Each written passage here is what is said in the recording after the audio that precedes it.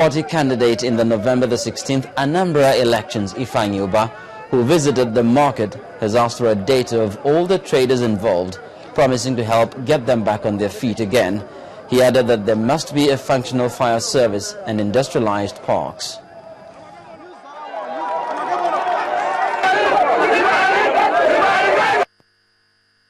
Well, first and foremost, it's a sad day for us. We don't have a job, and private investors that created jobs are now losing their properties in Anambra State. It's also quite unfortunate that we don't have the fire service from government that will have rescued this kind of investment. And these are people paying tax, we need to do something about it. Well, we need to replan the whole scheme. We need to set up what we call the industrial complex, the way it is seen all over the world. If we have this kind of heavy industry in industrial complex, and we'll support them. It's been a gloomy day for the people of Borno State as they mourn yet another killing in the rest of northeastern state. Suspected Boko Haram members disguised as soldiers yesterday killed 19 people at a checkpoint in Lugomani village in Dikwa local government area. Witnesses say that the attackers also left with some of the women and took money from some of the truck drivers in the area. A passenger who narrowly escaped death told journalists that the attackers shot 3 passengers and slaughtered 14 people before someone alerted them that soldiers were coming. They then fled on their motorcycles into the bushes. Military authorities are yet to comment on the issue, as the acting spokesperson of the 7th Division Nigerian Army, Captain Aliyu Danja, could not be reached for comment. Well, talking about security, but in a bizarre way, the story surrounding the 2 bulletproof BMW vehicles bought for the aviation minister is still eliciting reactions. A public affairs analyst, Mr. Paul Uta, who insists he has had dealings with the NCAA, believes the purchase is not justifiable. He was speaking on our breakfast program, Sunrise Daily. For NCAA to even come out to try to justify why bulletproof cars should be bought for the minister makes you even begin to think that there is something really, really wrong in the system. What is the threat to life? The life of 160 million Nigerians are threatened every day, insecurity and what have you. And then you have a situation where you're spending 255 million naira for 2 bulletproof cars for an individual. 2 things are here. You're talking about the amount, you're talking about the cars. Like I've just said, I don't think it's justified to have those cars.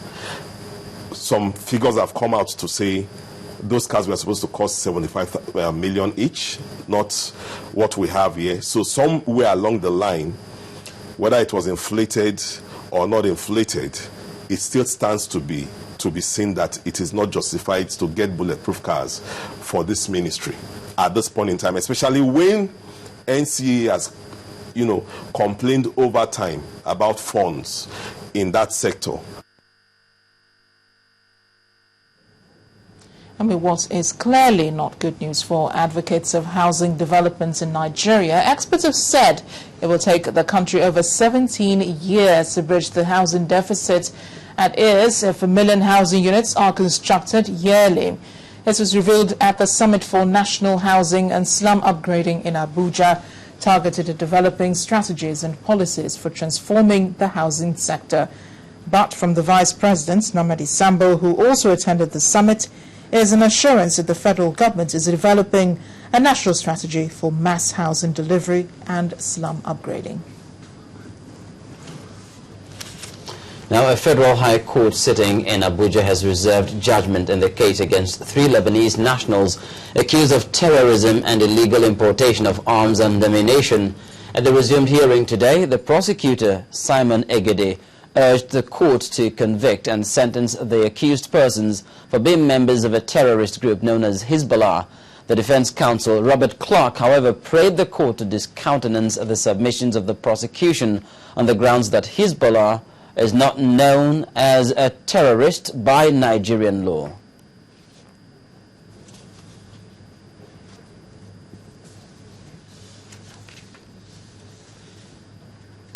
When we come back after the break on News Track, a health scare in Plateau State as cholera kills 8 people. Well, that is likely to be prevented as the Lagos State government finds out ways of handling meat more hygienically. To join us again. One city, 18 million people and counting. Over 18 million dreams of a better life, and a team tasked to bring those dreams to reality. What is their game plan? What goals have been achieved? Who are the players? Find answers on Deadline Lagos every Saturday at 3:30 p.m. only on Channels Television.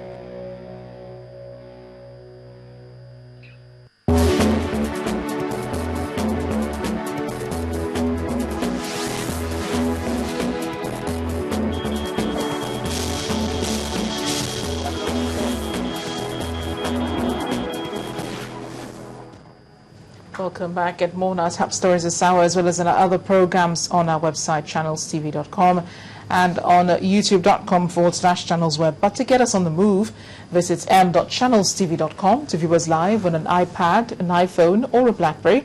Remember, you can also download the Channels TV app for Android and Nokia 920 devices from their respective stores. And now you can interact with Channels Eyewitness feature on our Android and Windows 8 platforms. If you have a picture or a video to share with us, all you need to do is download the Channels TV Android application on your device, swipe to reveal the Eyewitness menu, and follow the instructions to share your report, pictures, and videos.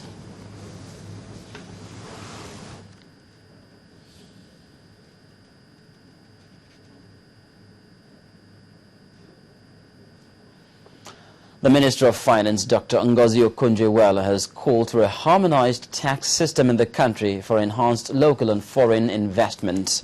Dr. Iweala, who was speaking at a meeting in Abuja, said multiple taxation has over the years served as a setback to the penetration of the Nigerian market. She also said in spite of the achievement of 26% revenue collection in the past 5 years, a lot still needs to be done to support the growth of both small and big businesses, which she says is key to the provision of employment for the nation's youths. We must not forget to Mr. Vice President, the issue of multiple taxation is one which has been on the front burner for many years now in Nigeria. And despite several attempts by the government to tackle this issue, it has remained a difficult one, affecting both big and small businesses and the movement of goods and services. In particular, for small businesses, small and medium-sized businesses, this is a very difficult issue as they have the least capability to bear the uncertainty in the environment. The issue of multiple taxation and uncertainty as to the tax environment is particularly harmful to the economy because it increases the cost of doing business in the country, discourages local trade and investment, and also gives a negative perception of the Nigerian business environment to domestic and foreign investors. According to the Manufacturers Association report, some states have as many as 97 different taxes that are imposed on business. Minister of Finance, Dr. Ngozi Okonjo-Iweala, now in Plateau State, 8 people have died, another 61 have been hospitalized after an outbreak of cholera in Namo village in Kwampan local council area. Plateau State epidemiologist Dr. Raymond Uret says that those hospitalized have been diagnosed with the disease and have been admitted in various health centers. He also attributed the outbreak to overcrowding, dirty environment, and consumption of unhygienic food and water. Well, in a bid to make food more hygienic, especially meat, the Lagos State government has taken 5 butchers and cow dealers on a study tour to Kenya. Over concerns about food security and hygiene, the reason behind the trip is to learn how meat is processed and packaged hygienically for human consumption. At the end of the tour, a memorandum of understanding tagged the Nairobi Declaration was signed by the Lagos State government, concerned parties in the meat value chain, and a food safety company called Sealed Air. Our correspondent Ihochi Ikechukwu, who was in Kenya with the team, reports. Some may wonder why take 5 hours to fly some 3,811